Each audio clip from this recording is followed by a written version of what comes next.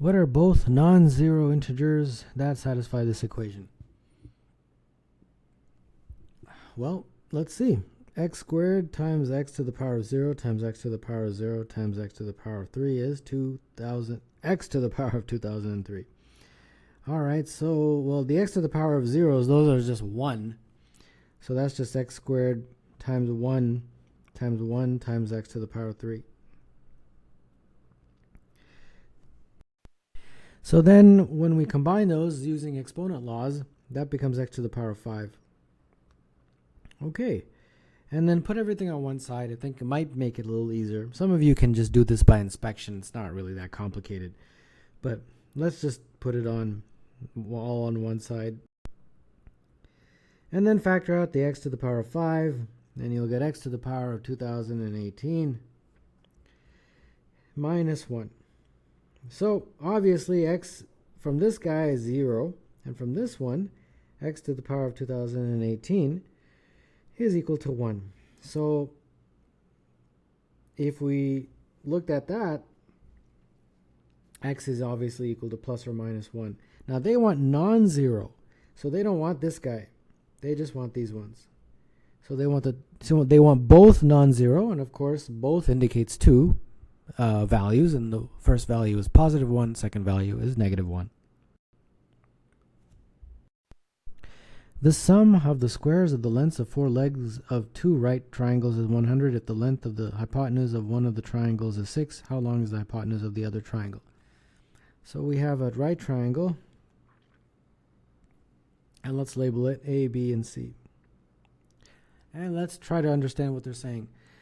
The sum of the squares of the lengths of the 4 legs of 2 right triangles. Oh, there's 2. Okay, I missed that. So A, B, C, D, E, F. Okay. So now let's try it again.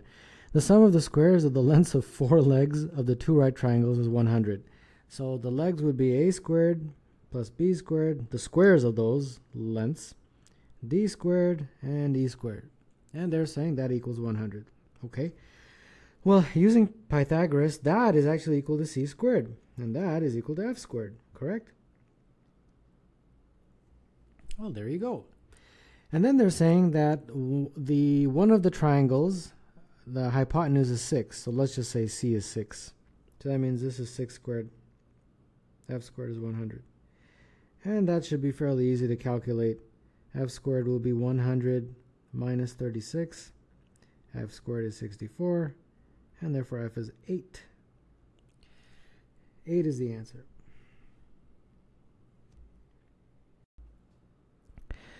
In a 40-minute gym period,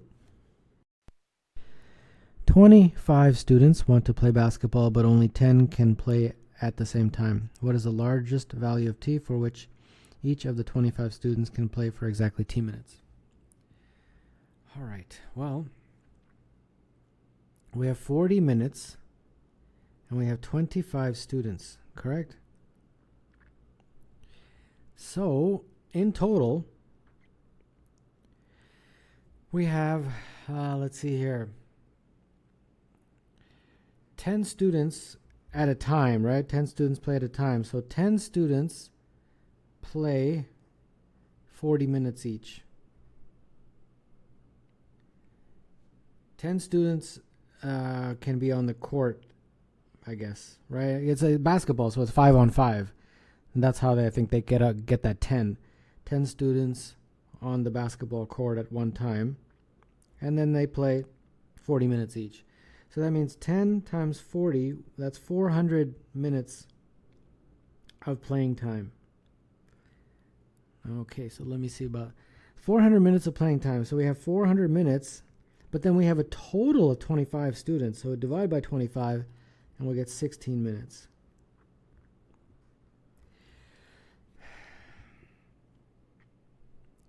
Let me see if I can explain that a little bit better. So it's a game of basketball, right? So we have quarter one.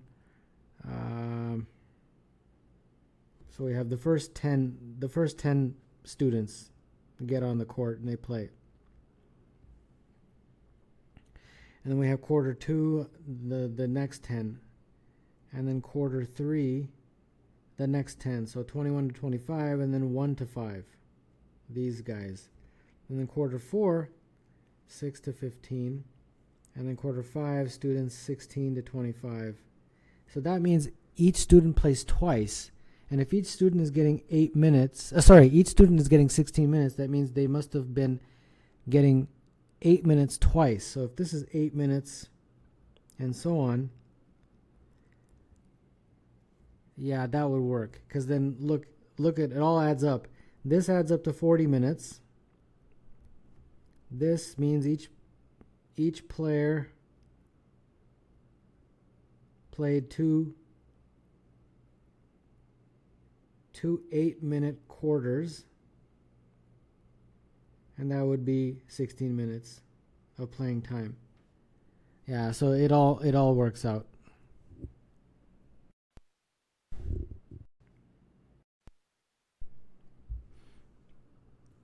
What is the value of? All right, so we got big long tan of 1, tan of 3, tan of 5, and then all the way tan of 2n minus 1. And then, of course, it just keeps on going all the way till tan of 357, and then the tan of 359. So it ends at 359. Okay, so we're going to use a trig identity, obviously, because there's no way we're going to do this manually. And that trig identity, not a very well-known one, but not that difficult to remember, is that the tan of 360 minus x is equal to negative tan of x. So for example, if x was 1, the tan of 360 minus 1, which is 359, is equal to negative tan of 1. And I think you can kind of see that those two are there. So let's use that trig identity and fill in the numbers here. So we got the first part, I think we'll just keep it the same for now. Tan of 3 plus tan of 5 and all that stuff. And then eventually we want to get to a point where we get to sort of halfway. You're going to get tan of 175, tan of 177, tan of 179. I think that's halfway. And then the next one, which would be tan 181, when you implement that, so we're going to put, what are we going to put here? Well, x equals 179. That would make this trig identity tan of 181 is equal to negative 170, negative tan of 179. So the next one, for example, is tan of 181, right? But that is actually negative tan 179. And similarly, the next one would be the tan of 183, right? But that one is the negative tan of 177, and so on. As you can see, then you'll have the negative tan of 175, and all the way, if you keep going like this, minus tan 5, minus tan 3, minus tan 1. So all of these will cancel. That will cancel with this guy. That will cancel with this one. That will cancel with this one. And then so on. That will eventually cancel with that. That will cancel with this. And that will cancel with that. So there's nothing left. The only thing left is 0. So in a very interesting way, that big long expression becomes 0.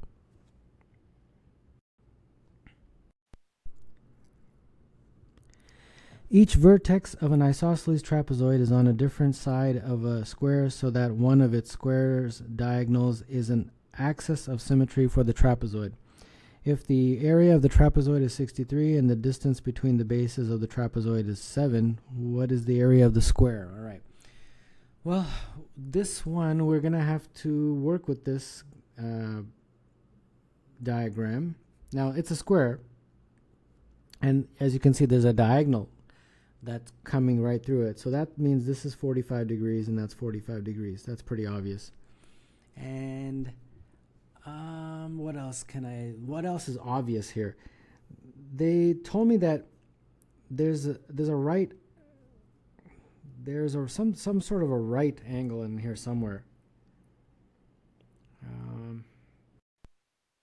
So this sentence here, axis of symmetry for the trapezoid, the square is diagonal. So that basically means that this is a right angle. So that whole thing is a right angle. This whole thing, all the way around, everything is 90 degrees. That's a very important point, actually. That really, really helps. Because if that's a right angle, then that's 45 degrees. And then therefore that's 45 degrees. And if that's the case, then that's the same as this, and that's the same as that. Those are two isosceles triangles. And that really helps. And therefore, first let's label it, because we don't really have any values. I'll call that distance x, and then therefore that distance is x. And we are told that the distance between the bases of the trapezoid is 7. And then I think that's all we're told. And by the same principle, we can label this y, and that y. Those are also isosceles by the same reason that those were isosceles down there. The angles will all be 45. I don't want to put them in. It's really hard to draw in 45 because it's such a small space. But you guys understand. Okay, so now the area of a trapezoid is the area of the top base, which in this case is 2y, plus the bottom base, which is 2x, divided by 2, multiplied by the height, which in this case is 7. And they're saying that's 63. So that means x plus y times 7 is 63, and therefore x plus y is 9. Okay, that's pretty good, right? And then the diagonal, the entire diagonal from this corner to that corner is y plus 7 plus x. Now y plus x is 9, so that's just 9 plus 7, which is 16. So the diagonal is 16. Now what are we asked to find? Area of the square. Okay, well, if we have a square and we have a diagonal, and let's say the square had a side of s, and that's the diagonal. Well, by definition, with Pythagoras, s squared plus s squared would be d squared, correct? So 2s squared would be d squared, and therefore s squared would be d squared over 2. Now the area of the square is s squared. So the area of this square is d squared over 2 if you're going to use the diagonal. So d squared over 2 is all we have to figure out. Well, we know d, so d squared over 2 would be 16 squared over 2, which is 256 over 2, and that is 128.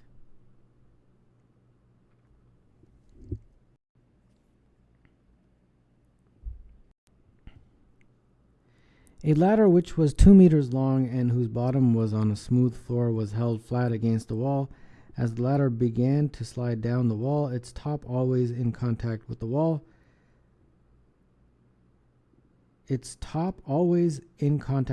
A cat remained seated on the middle rung of the ladder. How long, in meters, was the path that the cat traveled from the time the ladder was flat against the wall until it was flat on the floor? Okay, well, let's say we have the wall and the ladder, and then that's sort of the representing the cat. Let's just say this red dot here. And the ladder is 2 meters, and this is the wall, I guess. Okay, great. But we have to sort of figure out what's happening here. So let me see if I can through the various stages here. So the first stage, of course, is when the ladder is flat up against the wall. Let me use a different color than black, since I'm using the wall to be black. Let's use, so flat up against the wall, that is the ladder. And then eventually the ladder moves down a bit like this. And then eventually again the ladder moves down like this, and then eventually like this, and then eventually all the way flat. So now what we have to do is say, where's the cat in each of these? So the cat initially was here, and then the cat is, I guess, somewhere here, and then here, and then here, and then here. So the cat actually kind of follows this trajectory that resembles an arc. And that is not very well drawn to scale, because the actual trajectory is more like this. I'll show you. if it was drawn really nicely, it would show if the cat started here and ended here, it would actually follow this kind of a path. It was actually the quarter circle. A quarter circle. And I think that's the most challenging part of the question, is to identify that. So then now, to find how far the cat travels, you just have to find the length of that quarter circle, the circumference basically. So you have to find the circumference divided by 4 of a circle with a radius of, well, the ladder was 2, so initially if the ladder was from there to there, the cat would have been here, which is 1. Yeah, because the ladder is 2 and the cat is right in the middle, so the ladder, the length from the origin to the cat is 1. So it's a circle of radius 1. So circumference is equal to the pi times 2r, where r is the radius, so that'd be pi times 2 times 1 over 4, so that's pi over 2. So pi over 2 is the answer to this question.